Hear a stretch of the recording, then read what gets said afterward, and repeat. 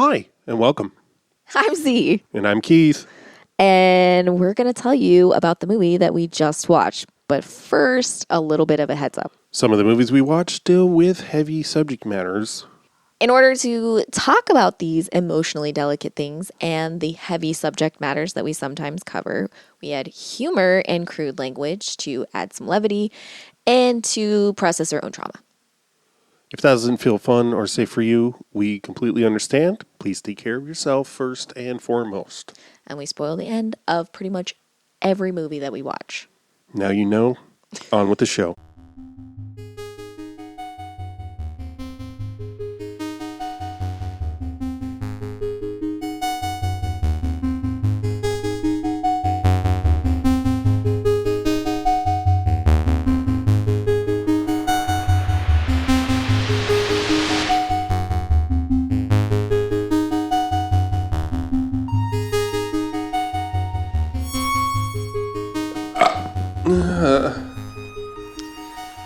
I know how movie math works.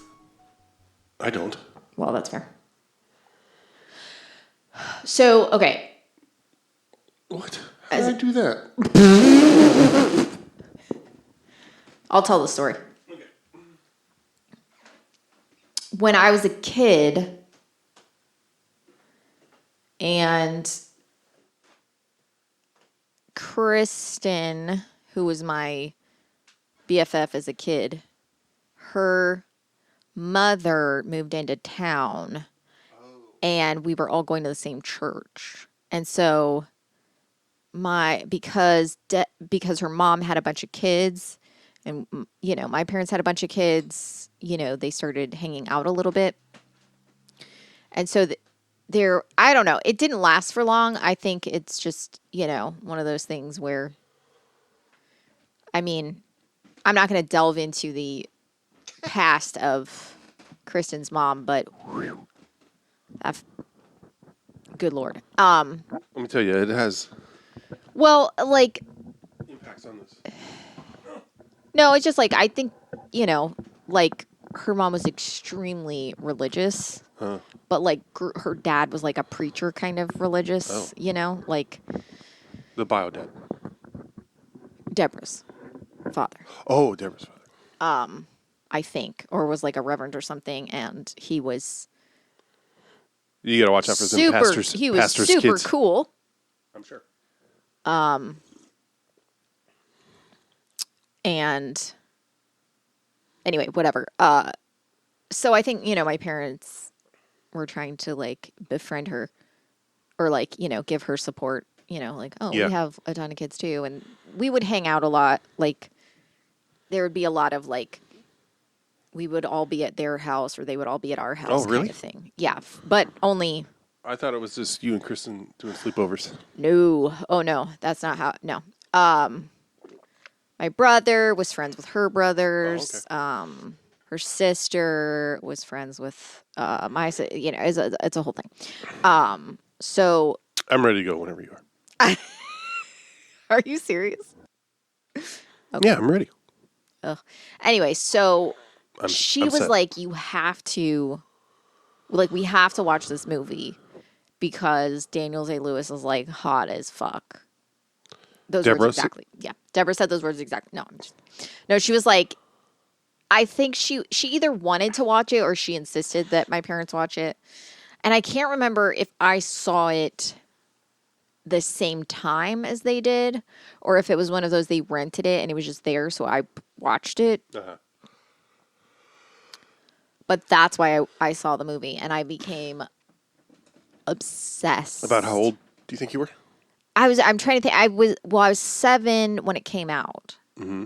And she rented it, but I feel like because she rented it, it was probably newer, so I was probably 7. I was probably around 7 when I saw it. 8 at the oldest the first time I saw it. Okay. But I think I was probably 7 because, yeah. And I terrorized my family with this film. Like, absolutely obsessed. You know, last night I was just quoting along with it. Yeah. On the most mundane of... Oh, yeah.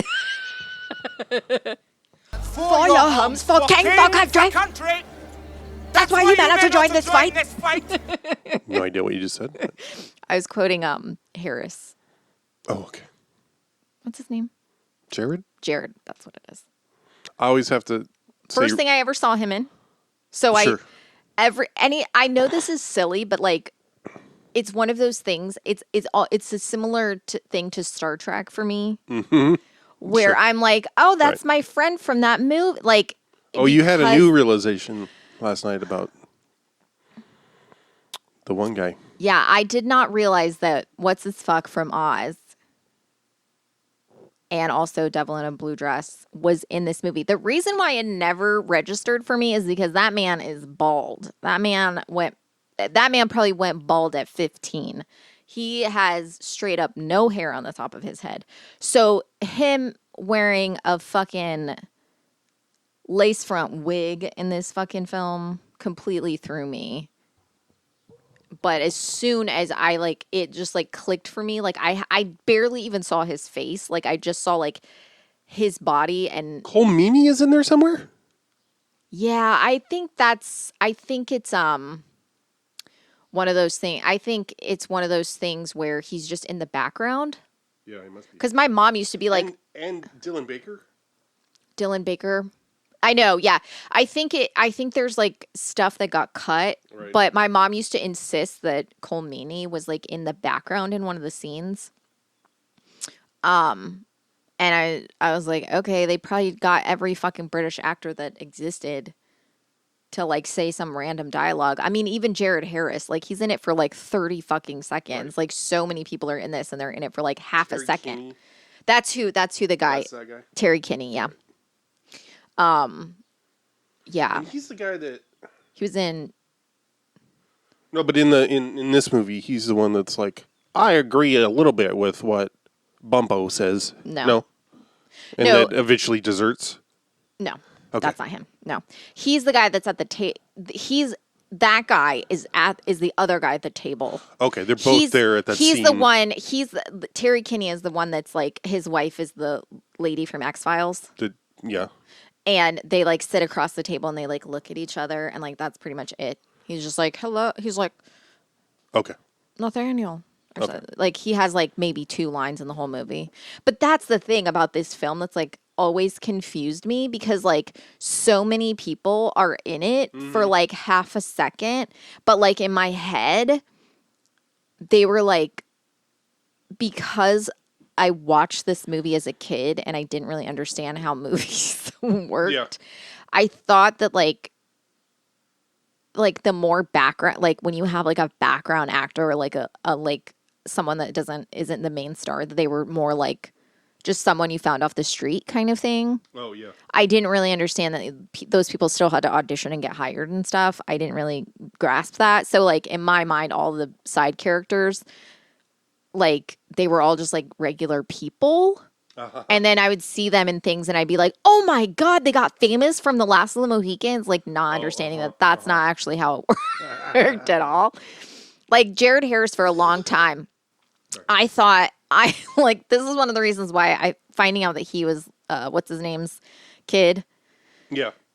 was so jarring for me because I thought, You thought this was his first... I thought this street was extra. Yeah, I thought he was and this like, was his in my first role. head, he was just an indie actor that no one had ever heard of, and so like anytime I'd see him and stuff, I'd be like, I cannot believe anyone hired this guy that is not a nepo baby at all. Like it Right. did not register to me.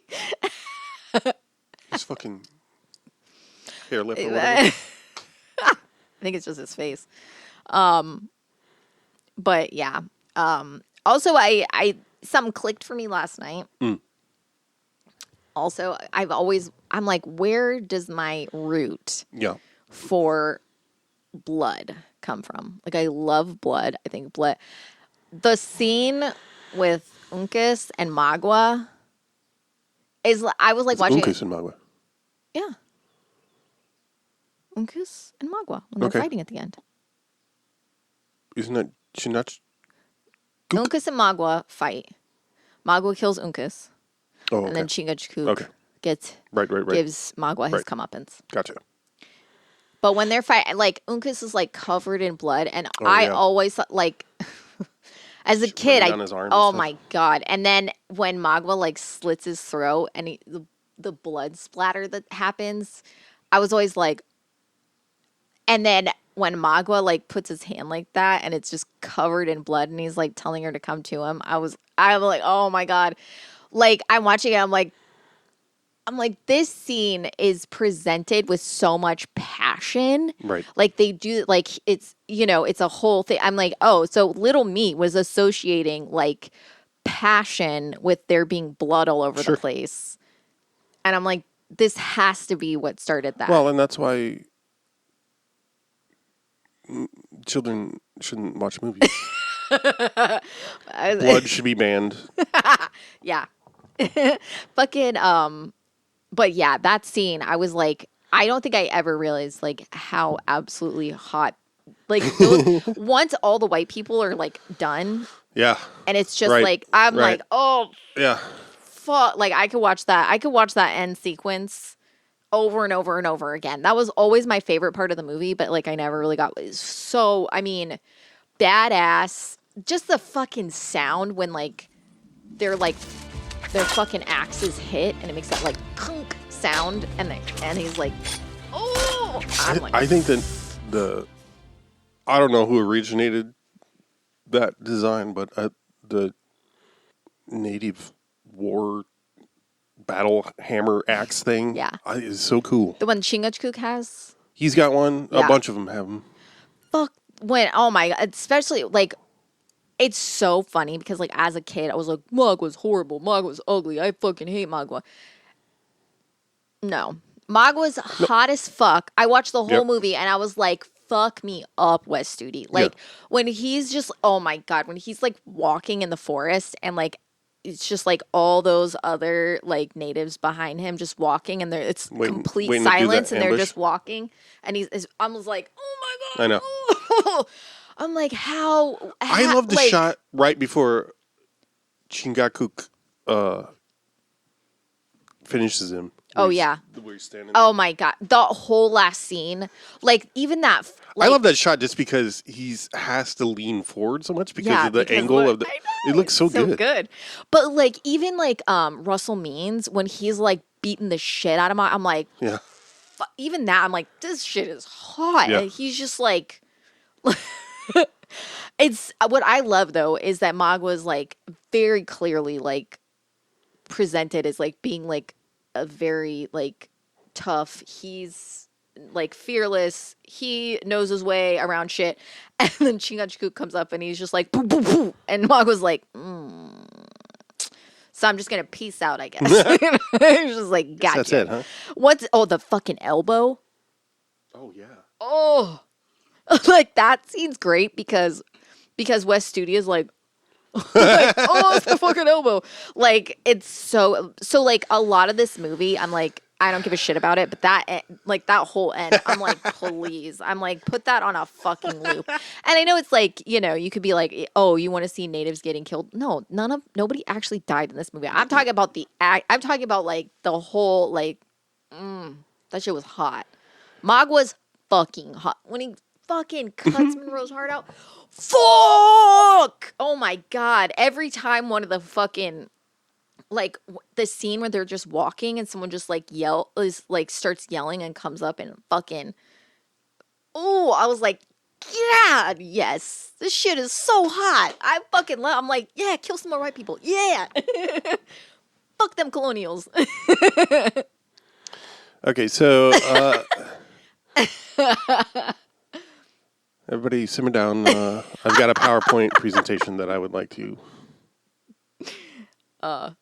But So I would like to. yes. I, Please say well, I think there's lots to talk about. yes, 100%. I don't want to overshadow your personal connection to the movie because that's the whole point of.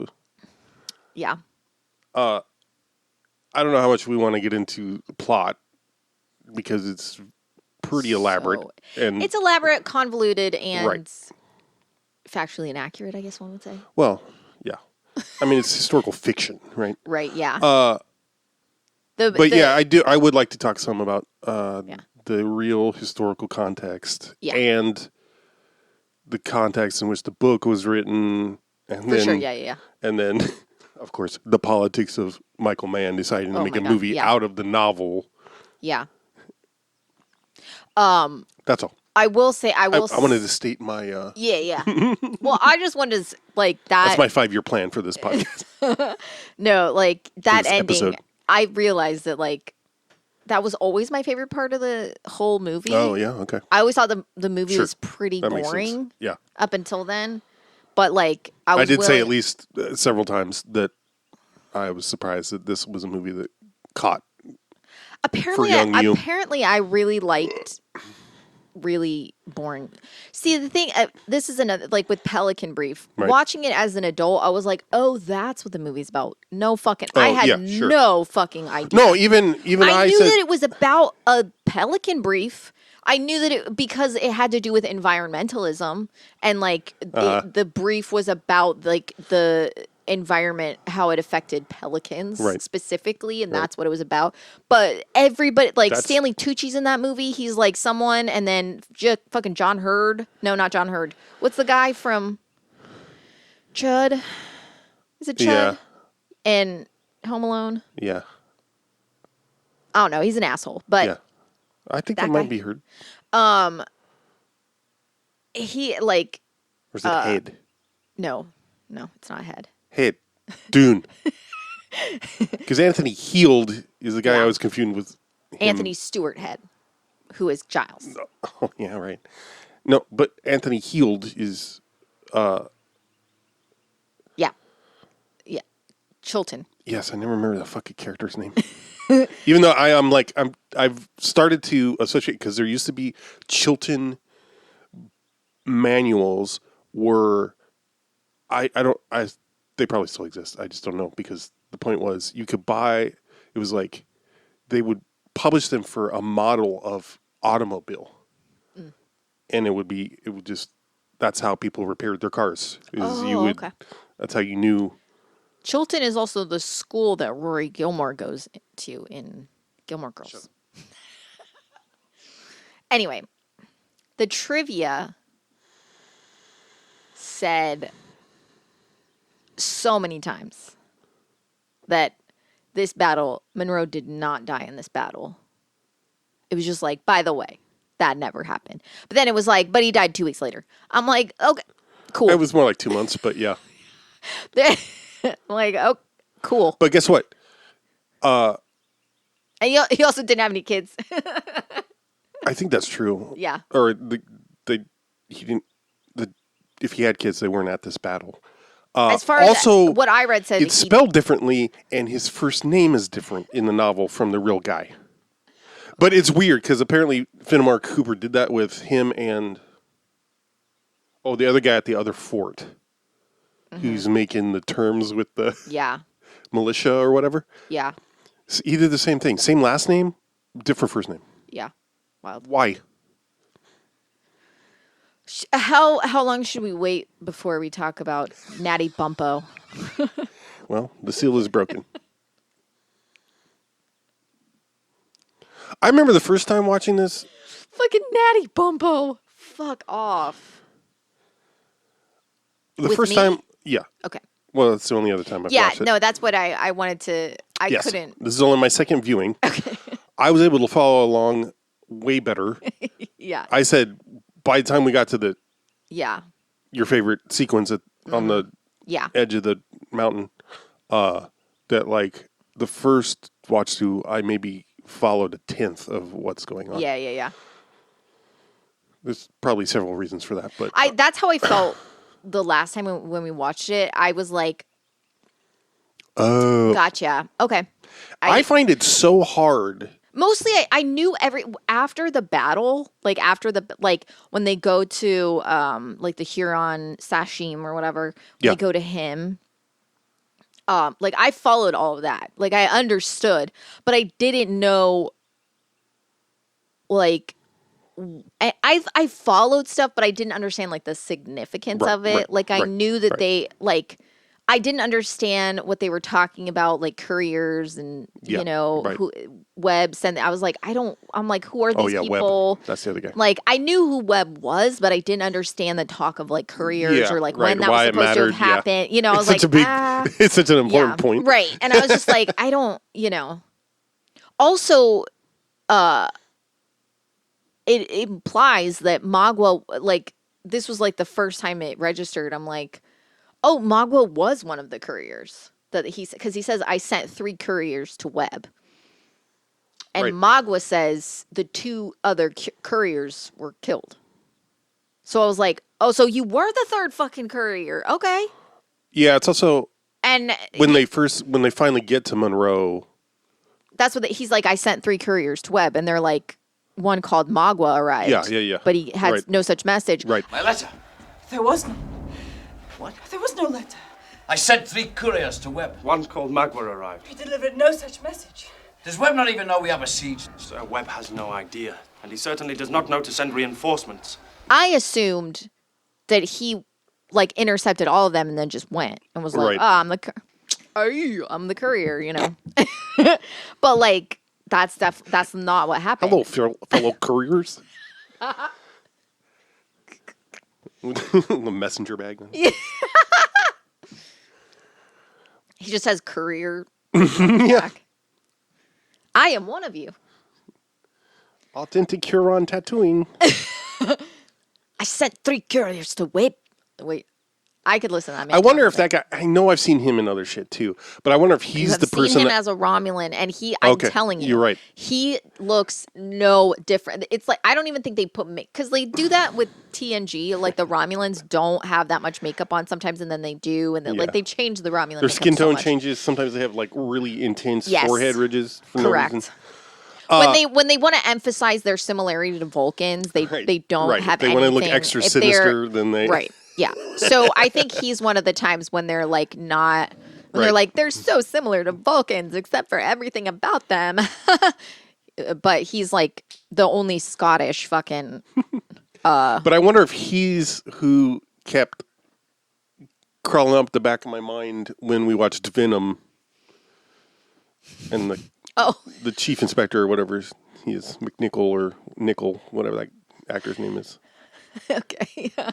Crawling up the back of my mind. It's so sinister. Like a Scotsman.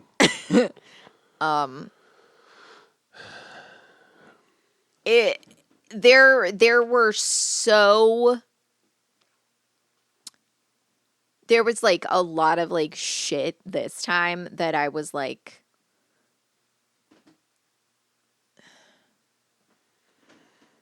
noticing, and I do feel like it's because of reconnecting and all of that stuff and like learning things. But there's so much like white splaining kind of, and like I'm like, it's so amazing that this is like a movie that's basically like it's somehow like the Indian man who's having a romance with a black woman they're both white in this film. Yeah, you're referring to Natty Bumppo and Cora? Mm-hmm. Yeah. Like, I mean, I know Natty Bumppo is supposed to be white, he's adopted or whatever, but I'm like, this is so amazing that like, because in the book, if I remember correctly, this was why I was so devastated. Cora and Uncas get together. Oh, okay. And Alice and Duncan get together. And I was like, this is not I was like, absolutely not. It says like in the book that Cora was written as black. And I'm like, I don't remember that. And I'm like, I'm sure as a kid, I did not even care. Like that would not be something that registered. Her mother is stated to be of African descent, I think is all it. Well, they said in a lot of the trivia, it was saying like she was intended to be like a freed slave or whatever. The daughter. Yeah. So but what I mean is like I imagine kid me being like, yeah, whatever. Everyone's mixed. And I don't really. Right. That's just a thing. But I was so devastated that Cora and Uncas got together. I'm like, that's not. I'm like, it's Alice and Uncas. And the whole like. That's way hotter to me, actually. That's funny. But I always thought Eric Schwig was so fine. Yeah. I honestly, and what again, that last battle, like his performance in that, I'm like, I know it's like a fight scene, but I'm like, the fact that they had like no dialogue between, like, there was like, Uncas and Alice have no dialogue. There's no like, and they were still able to make you feel like he's legitimately like willing to fucking die for this bitch. Mm-hmm. This guy is acting. But when I feel so bad, but the scene where like he stands up and Magua just like gut stabs him and he's like, oh, like I was like, the yell he lets out, I'm like, so convincing. So convincing that he's literally being stabbed in the gut. And like that whole sequence where she's like so devastated and like can't watch and shit like that. I don't know. There's just so much about it that I'm like, yeah, this is like, I'm like, I give a shit about this. Well, the rest of the movie, I don't fucking give a shit about. Fucking Daniel Day-Lewis speaking. Get the fuck out of here. I don't care.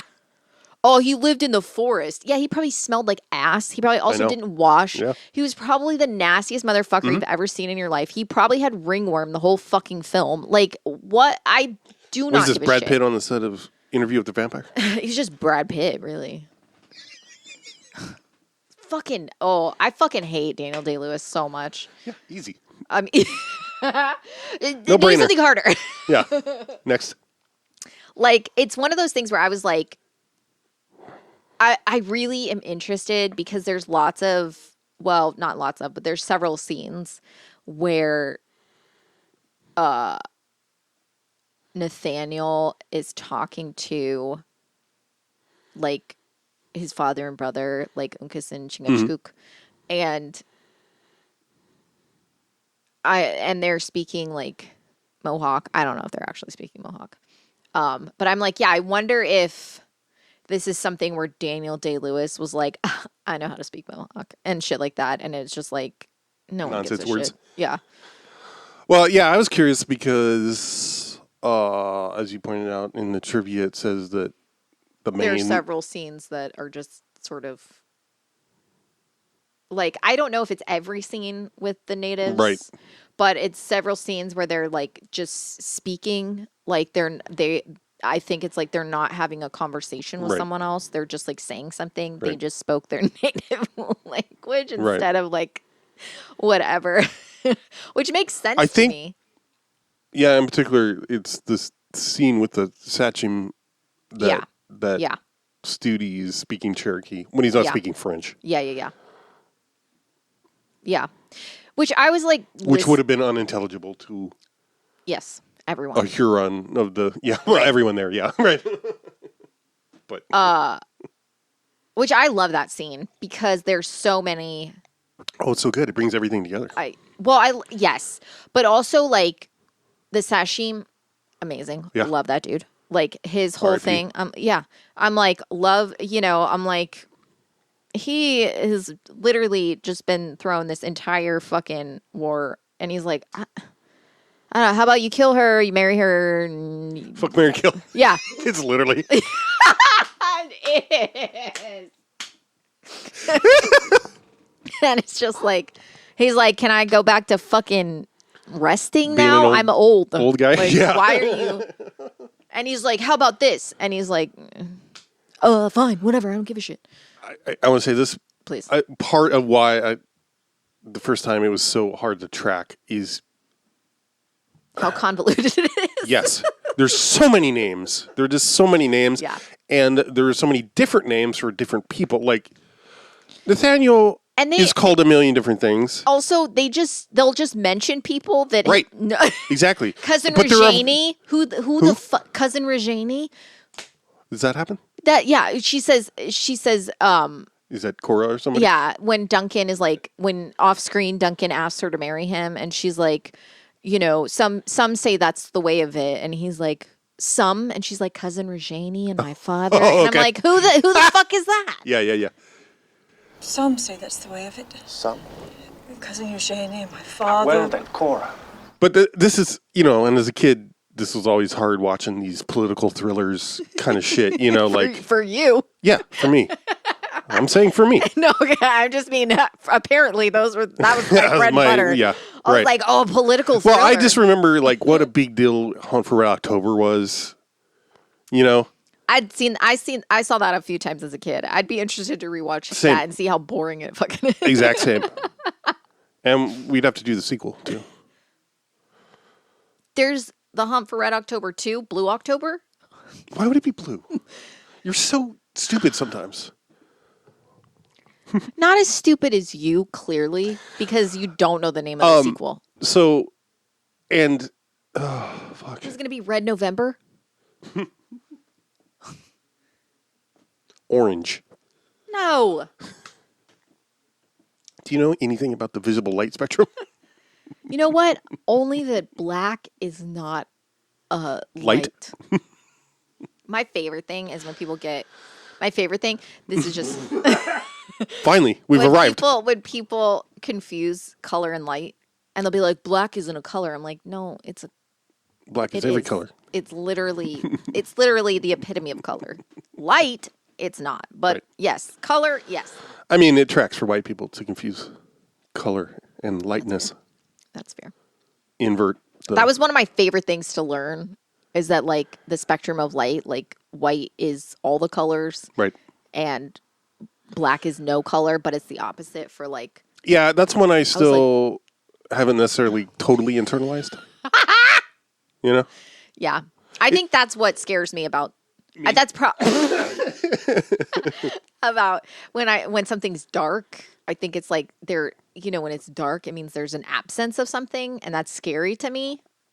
When something's dark. Yeah, like when you walk into a room and it's dark, okay. it's like Yes. there's an absence, but like it doesn't mean nothing is there, and that's freaky. Because like Sure. a person could be standing in the dark, but you can't see them because there's no light. You know what I'm saying? Clearly, by your face, you don't get it. How is that not terrifying to think about? Not disputing that.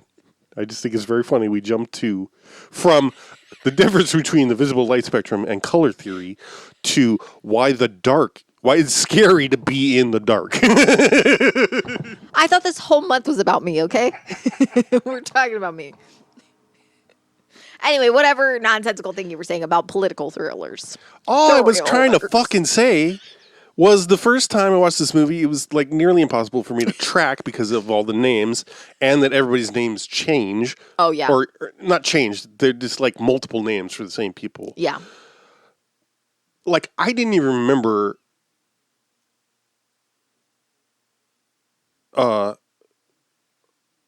like the natives will say La Francais to mean the French. Yeah. I don't know that I caught that at all the first time. Yeah. I like it that in the scene with the sashim, that it's like La Francais and Yangees. Yeah. Oh, I love that. Yeah. Would Magua use the ways of Les Français and the Yengeese? Would you? Yes! Would the Huron make his Algonquin brothers foolish with brandy and steal his lands to sell them for gold to the white man? That's all. So, that's all. That's why I'm going to say more now. Yeah. Please. I don't know why I was able to track it more. I just age plus having a better sense of Yeah. the historical context, although Yeah. not a whole huge amount. Yeah. There's I've had a couple book recommendations from my Shawnee brethrens. Oh, So about Shawnee Oh. and our history and stuff like that. So, that's just a little insert. yeah. But yeah, I don't think I really realized, like, obviously as a kid watching this, I wasn't understanding like the real-time implications that we're going into, the real-time racism. I was thinking of it as like a period piece, like this is, Yeah, you know, right. showing you how things were or whatever. And, you know, in a lot Well, they of... are showing you the racism of Fenimore Cooper's choices, Yeah. but also on top of that, Michael Mann's. Oh my God. But like, you know, ways that they, you know, I was thinking about this morning when you were watching the, you know, wonderfully non, colonialist, making of. Yep. And I was like, yeah, that's something about it that seems extremely. They don't show natives as having any sort of life outside of like war Right. or like, you know, because Well, we don't even really see anybody outside of the well, war. yes and no. Like, I get that one scene in the beginning, I guess. With well, yeah, you get that, but then it's also like there's a lot in this movie that's, I mean, the movie's essentially like, how do we protect these white women from war? Yeah. You know, they didn't do anything to cause this, No. you know. And there's a lot of like sort of apologia happening of like, oh, I can't believe, you know, who's right, the French or the English? You know, and sort of like, but look, those Indians are bad too, you know. yeah, it's so complex. Exactly. There, and I think something that I've always taken issue with, and this was always confusing with me as a kid, because it's called The Last of the Mohicans, and they act like they're no more. This not.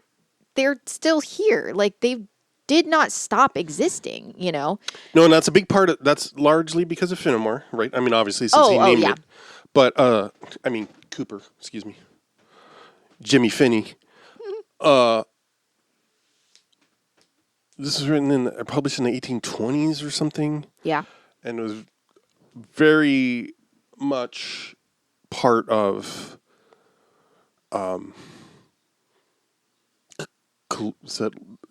settler colonialism Right. to say that the Indians were pretty much wiped out by now. Yeah. Right. Yeah. We're pretty much alone. And like, It's pretty much our land now. We don't got to worry about it. yeah. They're all dead. Well, that, but it's also like, you know, Magua is carrying this like hatred because it's seen as like he's portrayed as the bad guy when he's literally like, my family was killed. He's And- got the best arc. He's the, as far as I'm concerned, it's his story. Yeah, I'm like, this bitch, his kids were killed.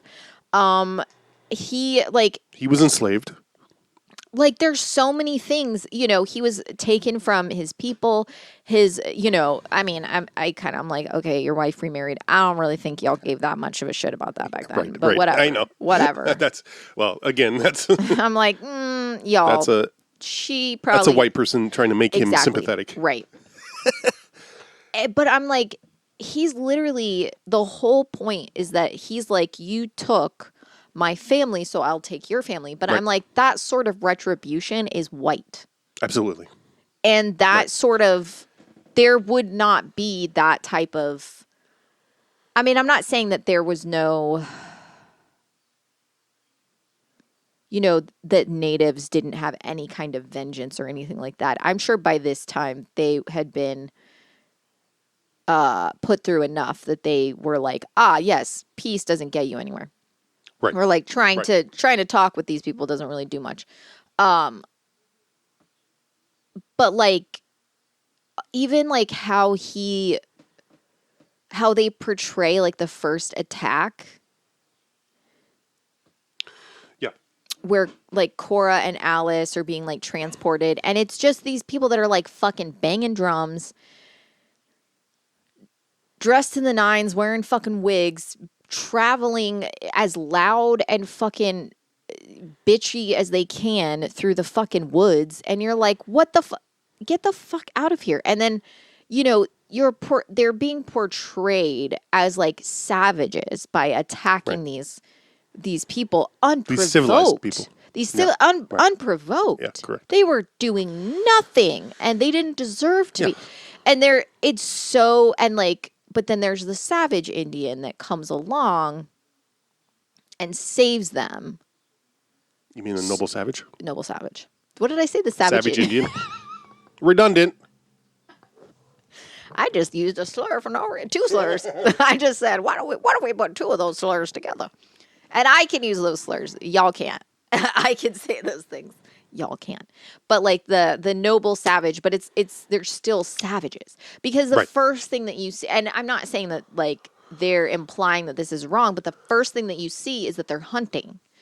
Right. And they're hunting like with guns, Yeah. and it's like all this shit. And it's like fine. I'm sure that natives had guns. I'm sure all this stuff, Yeah. but it's like they're implying that this is what they do.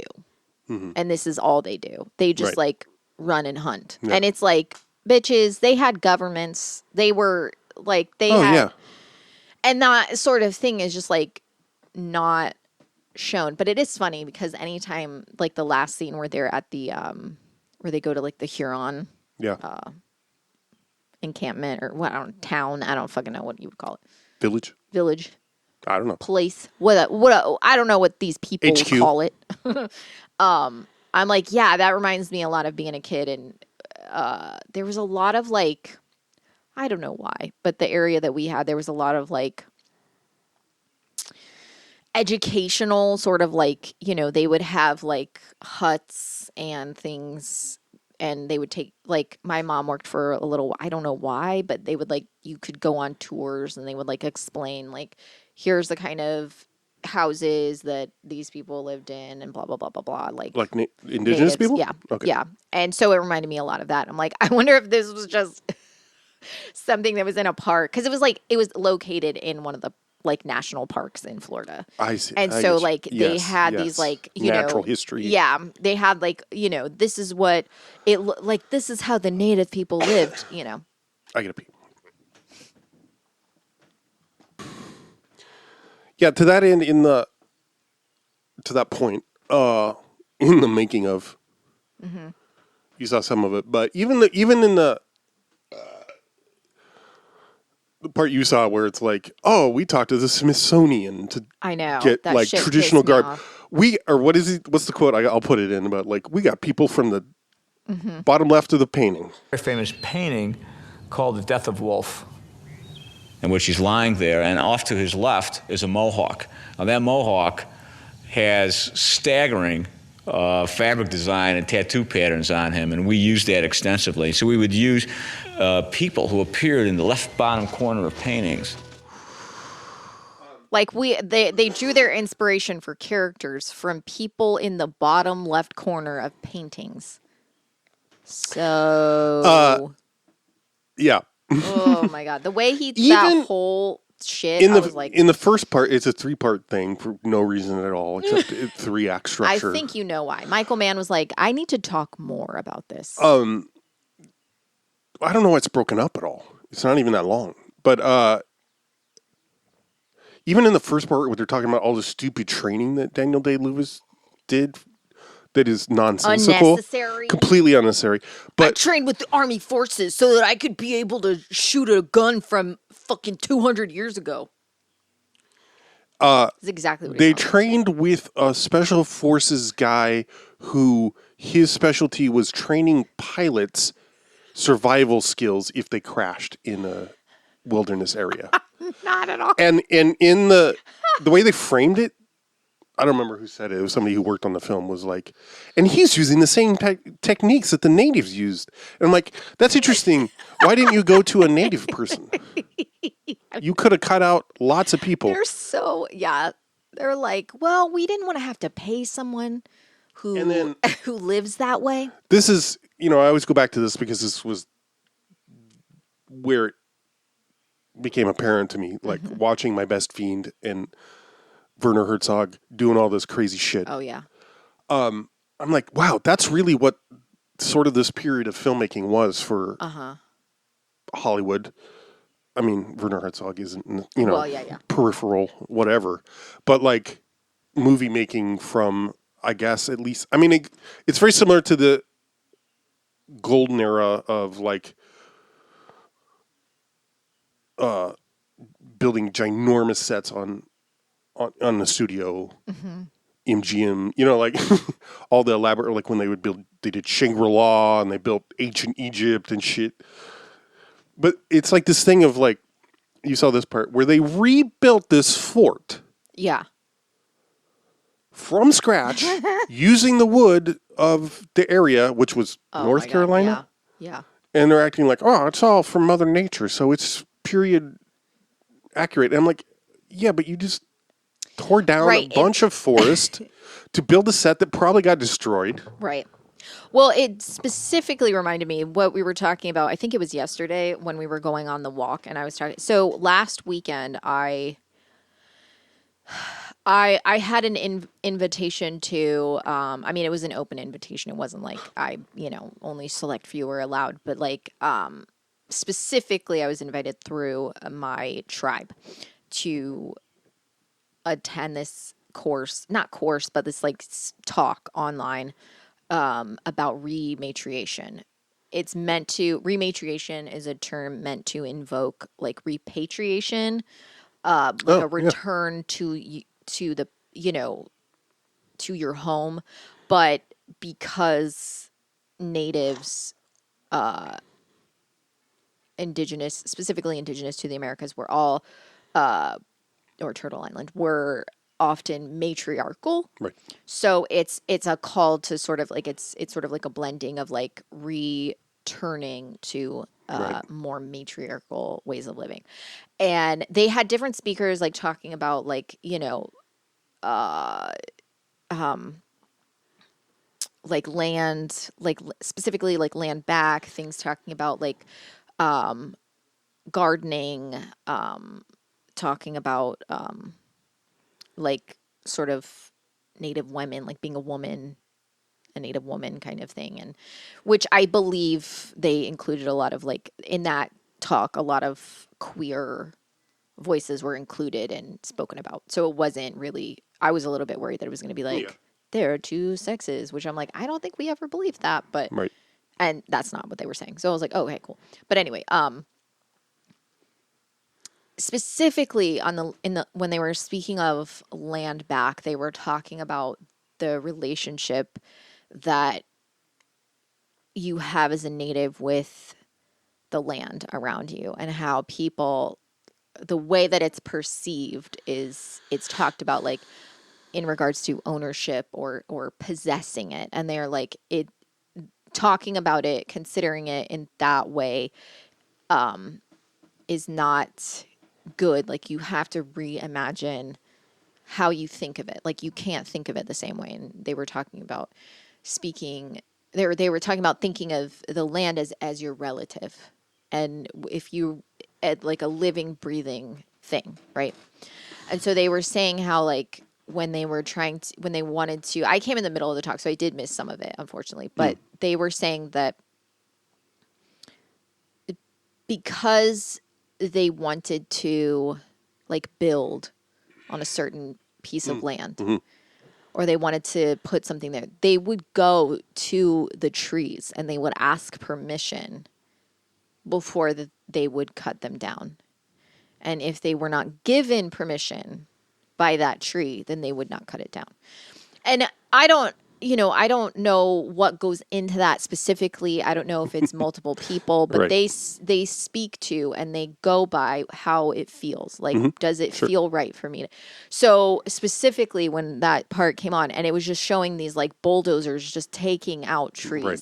to build this like they found this piece of land that was like untouched, so they just decimated it. And I was like, this is recreating what was being done then, in the worst possible way. Yeah. Like you're not showing an accurate depiction. I mean, you are showing an accurate depiction, but you're not thinking of who, you're not thinking of like, because that's the main thing about land back, right? Is because when people hear that, they think I will be giving what is mine Yeah, right. to natives so they can just have it. And what we're talking about is not treating the land as if it is property. Yep. And that's such a foreign concept to people. I mean, even, Literally a the foreign way concept. the way Israeli, people treat Palestine, like just decimating olive trees, Let's not make it decimating, political. and don't understand the relationship Oh to yeah, the as land. Justin Potter points out that colonists traditionally, settler colonialists hate trees. Right? Yeah, really, truly, like, But it it's- is like that's one of those. Yeah, Israel loves destroying the olive trees. it's true. Yeah, Of anybody that 1000%. is outside of their correct. or Yes, whoever they want that's to. like one of the. They just completely bulldoze and decimate. I mean, just like the and decimate. they even sometimes steal them Yeah. to replant them in settlements and act like they then are. Right. And but I was thinking about it when we're watching it and like thinking about like I mean, this is very Israeli, but I'm like, I can't imagine like going to someone else's land, decimating what is there to create a fort so that you can like bomb other people. Like the amount of destruction Yeah. is so like, I'm like, yeah, I don't think that's like an aspect of it that people really think about when they think No. about, you weren't just taking like, you weren't just like harming native people. You were harming the land. You were harming Oh, yeah. their way of life, like so many things. And it's like, and then especially in the way that they were speaking in the way the Michael Mann, like I would love to kick that man in the face, but like how he was talking about like, the natives were, being wiped out and they like their existence was being erased. And I'm like, fuck you, man. And Yeah. like just perpetuating that with like not speaking to any natives, not speaking to any Mohawk or Huron or anyone, just like going to the fucking Smithsonian and being like, hey, can you tell me which painting is the most accurate representation of a fucking Indian? Like, fuck off, bro. Like, Yeah. absolutely. Yeah. And even when Madeline Stowe was like, like these people just like belonged there. I was like, bitch, shut the fuck up. Yeah, referring to her, Yeah. the English, basically, right? Yeah. Or Like, and I'm sure that what she was meaning was like, it all felt like authentic to the time. But I'm like, you can find another way to say some shit when you're talking about, good God. And like, I do kind of enjoy how the French are, both shown as like more evil, right, but also like having way more natives on their side. I'm like, interesting. Well, that is historically accurate, apparently, in that. I just mean the tone of the movie. I understand. Yeah. I just wanted to defend that. I know that was more accurate. I know that that French and Indian, like there was a lot of. Yeah, but it was mostly, again, it was not because they were nicer. It was just, right. Yeah. It was just the UK, the English sent more real, like, trained up regulars, military people to the colonies during this war. The 7 Years' War, by the way, which was somewhat one of the first world wars because it was England and France fighting all around the globe. Yeah. So that's what here, unfortunately, or I don't know, here in Turtle Island is called the French and Indian War. Yeah. I mean, I don't know if I want to say Turtle Island because it's, of course, what white people call it. And the French didn't have the bodies. Yeah. So they just allied with right. natives. Right. But I like that they're portrayed as being like sinister in the Right. movie. I Right. mean, Yes, sinister, absolutely. stab you in the back, not trustworthy, and willing to work with like bad natives. And I'm like, ugh, come Yeah. on. I'm not gonna lie. Montcalm. Yeah. I'm like, that dude's way cooler than Monroe. Absolutely. Absolutely. Not just because I can only understand 1/5 of what he's saying. Magua. I know. I never noticed it before, but when he says Magua, his mouth says something else. Oh, the word interesting. says Magua, his mouth is like, I'm like, what you saying there, buddy? I doubt I can. West Studi. I think he might just be saying you, Oh, maybe. But there, because Magua says like Magua. Right, it's always and- in the third yeah. person, sort of. Which I- I'm like, I wonder, it's something, it's very funny because I was like listening to all the languages or Uh-huh. the, native languages, trying to see if because they're, Algonquin. Algonquin languages, there is a lot of Right. similarities in It's considered one branch. right, but there's similarities in sort of the Ojibwe is not going to sound the same as Shawnee, Right. obviously, but there are going to be like similarities in how it's structured or Right. how it's. And I was like, man, couldn't tell you. I was like listening. I'm like, it's going to make so much more sense to me. And Yeah, I was right. like, Well, they stopped speaking French? I think they stopped speaking French. No, is that French? Wait, shit. I know. Yeah. I felt so stupid. I know they say why. I'll put a clip in, but I was very confused why they're speaking French at the end there. So, they're speaking French because It's the only. basically it's the only common language between like Hawkeye doesn't speak French. He speaks English, but no one there speaks English, Right. but they do speak French. So he can tell Duncan what to say. Right. Duncan, England. Yeah, Duncan England. What to say. Right. And then he. Yeah. So right. that, and then it'll be able, so it's like the only language that is like translatable Right. between everyone. And so it's very boring, Yeah. He's like, because he just like thrown away, Hawkeye so just I- says they don't speak English, or like, do you speak French? And he's like, I do. And he's like, they don't speak English or something like that. But it's like in the background while Yeah. they're talking. So yeah. like, okay. Don't speak Huron to speak French, Major. Yes. Translate for me into French every word as I say it.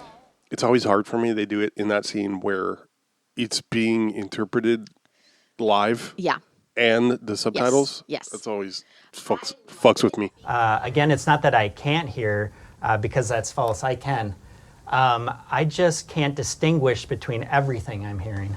I love it because I'm always like, oh, they are saying it. Like they're actually saying it. Right. Which in reality would not match.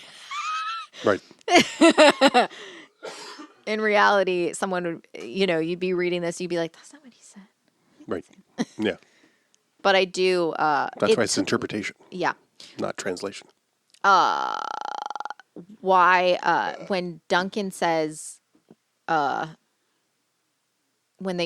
Duncan says to take, when Hawkeye says take me instead of the girl, and Duncan says take me, and they agree to it, and then they take Duncan, and Hawkeye's like, what the fuck, bro, I said me. And he says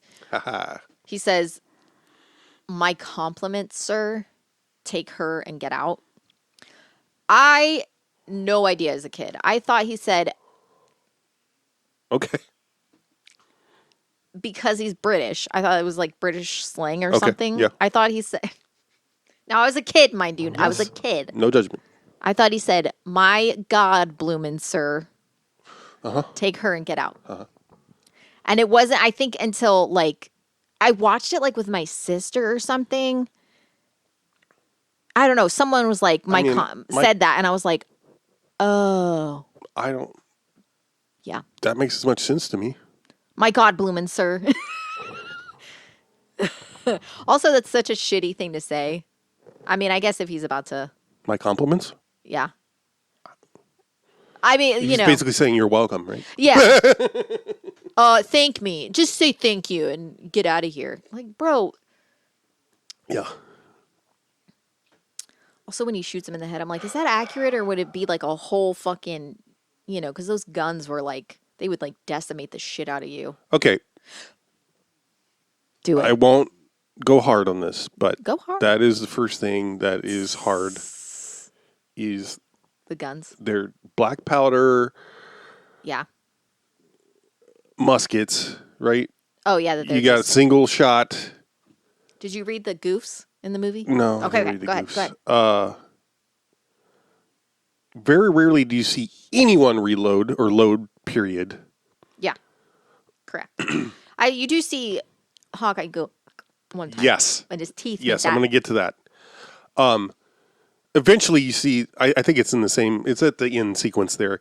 Mm-hmm. Eventually, Hawkeye is like firing a gun and then picking up another one. Yeah. That's fine. I'll take that as a workaround. For sure, yeah. In the making of,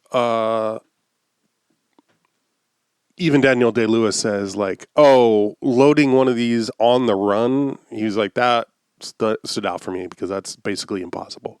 But they found a guy who was the fastest to be able to do it. That's all he said. He said they found a guy, and then they show footage of a guy doing it. I don't know what bearing that has on anything. It's somebody from the present, when they were making the movie, they found somebody who could do this. Mm-hmm. It's not a skill that any frontiers person would have for any reason. It's wildly impractical. Yeah, for sure. And of course, in the scene you referenced, you just see him biting the thing holding the powder, and then it cuts away. It's and so fucking loud too. It's like you can play the sound right here. It's so loud.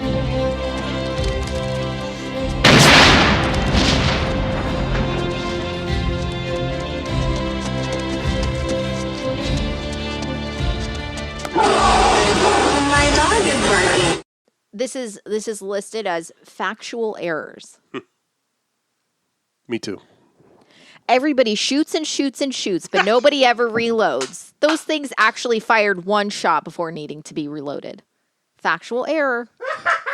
It's me every movie. Shoots and shoots and shoots. I was like, whoa, that's... You do get to see the English volley tactic, though, where you have a line of them. They squat down. Yeah.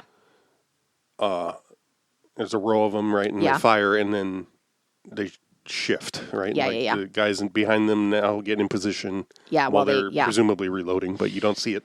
What I think is interesting is that they show a lot of like the natives that are like running up and just like fucking hitting the shit out of them. Yeah. While they're doing their fucking tactic of like, we're in the front, they're just like coming up and just like taking them out. And I'm like, yeah. I'm sure it was probably, I don't understand why they were like, guns are better in this scenario because like one shot. Not only that, it was like you would get in position and then wait for the order to fire. Exactly. Right. And so they were It wasn't just getting. Yeah. Right. And of course, the natives and whoever else in the bush. I mean, I'm not saying they don't have a command structure or right. Yeah. But, it's not going to be as disciplined in that way. Yeah. Yeah, and it's also like that. It was like 2,000 people or something. Yeah. Or 1,200 maybe. Yeah. But that was a real massacre, quote unquote. Yeah. A lot of people were killed by, and it's more or less accurate in that it just wasn't one guy. It wasn't one guy's vendetta. It wasn't Magua that drove it. And Montcalm didn't make a wink deal for it to happen. And he actually sent troops once word got back to the fort that it was happening. Yeah. He sent French troops to try to. Yeah. And they actually, I think, succeeded in. So I guess, okay. The battle was real in that the French and the English were Having a tussle. Yeah. And Fort William Henry? Something like that, yeah. Anyway, whatever. Yeah, I was going to say. I don't really give a shit. The French took it very, very similar to how it's presented in the movie. They weren't allowed arms, though. They were allowed arms, but not ammunition. Oh, yeah, you're They right. were allowed to keep their guns, but not ammunition. They may leave their fortress fully armed. Yeah, which makes no sense. So I'm like, this portrayed as very generous. And Oh, like, yeah. It's not only generous; it's foolish. Yeah. The other thing is, like, I watched another video called History Buffs, which I know of. That's all they do is it's. I think it's one person, but he talks about the historical accuracy of films. And his particular thing that he had beef with was the whole thing about the colonial militia, them making the deal that they can go home whenever they want. Yeah. Yeah. And then getting in trouble when they do it. Yeah. He was like, that's stupid. That would never happen. Nobody would agree to that. Yeah. Even if it's a... Right. And here's why. You see why. Yeah.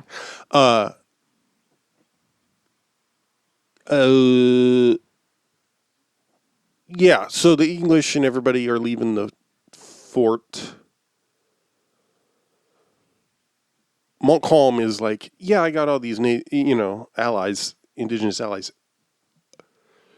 They're obeying me because they want to defeat the British too, and of course they want part of the booty of taking a fort. Like they too have to feed themselves and right. I guess that's the other big difference, or a significant difference between French and English troops, is that the French, by and large, just lived off the land. Yeah. Quote unquote. Whereas English had supply chains and stuff. Yeah. So, anyway, they took the fort. Peace is negotiated. They even had a French escort. Because they're going down to they're going south to the other fort. Yeah. Right? Webb. Yeah. Huh? Webb, Fort Webb or whatever. Well, no, Webb is the guy that's there.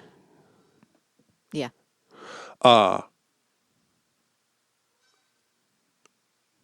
And it was Hurons. Fort Edward. Okay. General Webb at Fort Edward. Thank you. Well, gratuit for you.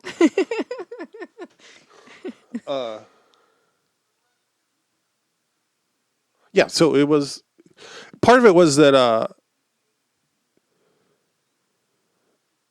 most of the native people fighting with the French probably didn't know the peace happened. Oh, yeah, for sure. Or the terms of it. Yeah. And were pissed off that they didn't get any... Right, yeah. See any benefit, any fruits of their fighting for the French. So, like, fuck this. Yeah. But I guess one difference from the film is that at first they just started walking up to them. They just, to the people marching, they started, like getting in their face, and then started just taking things off their person. And the British were like, or Monroe, I think specifically, was like, just be chill, like maybe drop your belongings and they'll leave us alone or whatever. And of course, they took that as a sign of weakness, and then eventually it exploded. That's all I wanted to say about that.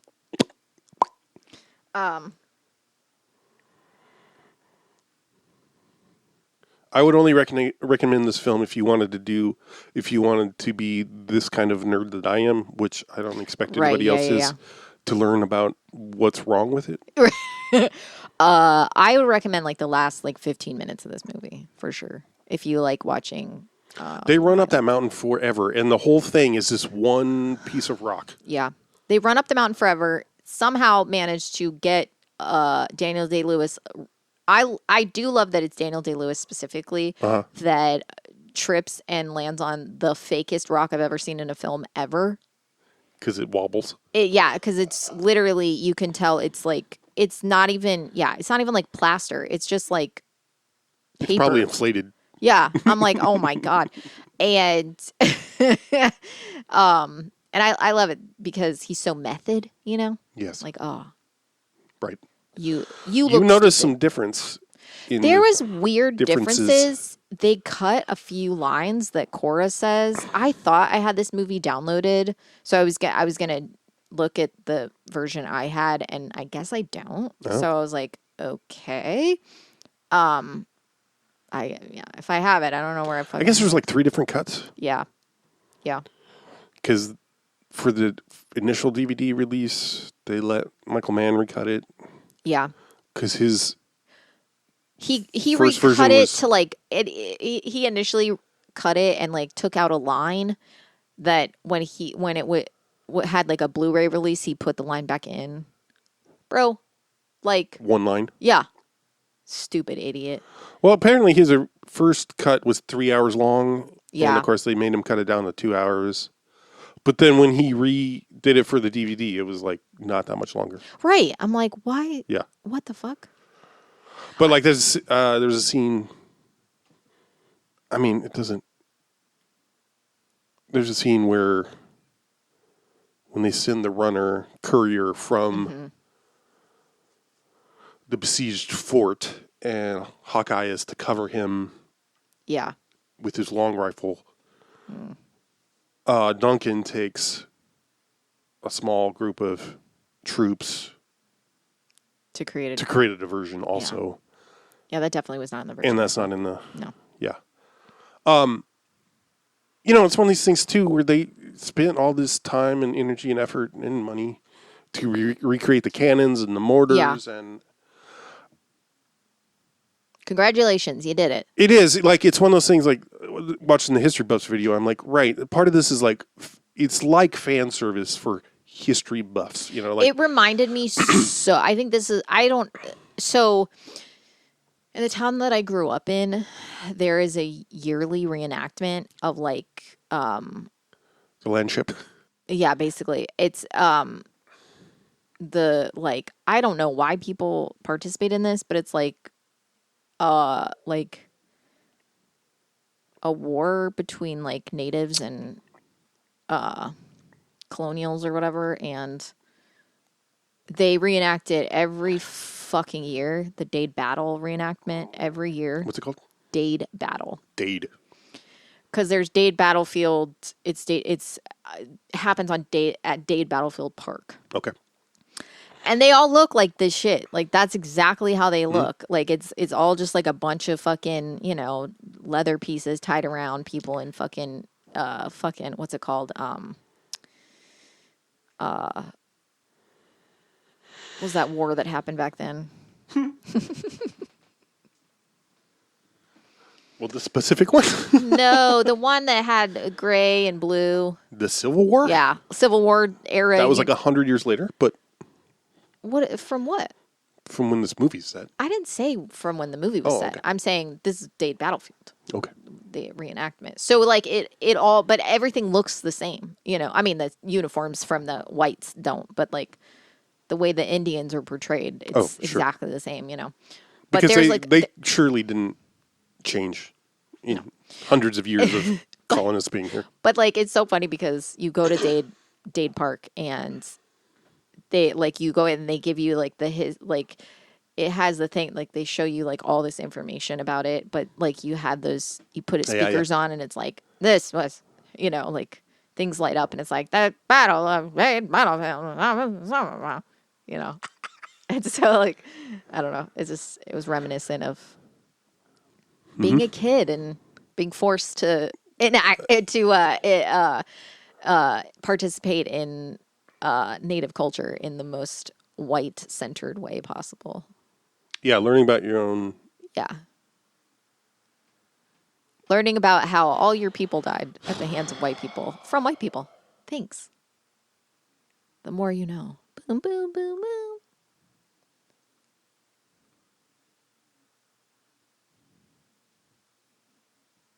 It's all good. Yeah, like I said, I'd only recommend like the last 15 minutes. It's pretty boring and so centered around the whiteness and. Well, the other interesting thing I was thinking is that, well, first off, you notice right away that it's called The Last of the Mohicans, which turns out to be Chingachgook. Chingachgook. He's barely a character. Mm-hmm. Yeah.